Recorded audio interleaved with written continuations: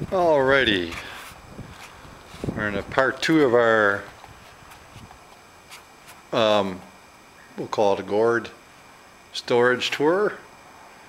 Here we have some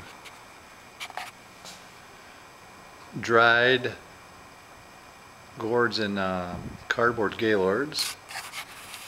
Now up to the right, we got some gourds hanging on ropes, drying out.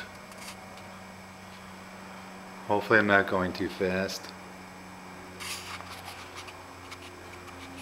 And we have a little opening in the center for tractor. Then we have some drying racks with assorted gourds. And it's row 1, row 2,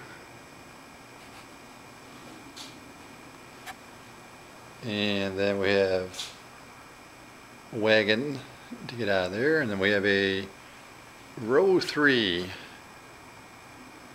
of larger gourds, and this front rack is smaller gourds, and that's the harvest of 2012. And that is pretty much it. We're looking at probably have at least, I'm going to take a guess at 1,000 plus green gourds. We'll see how many of them make it through the winter, hopefully. And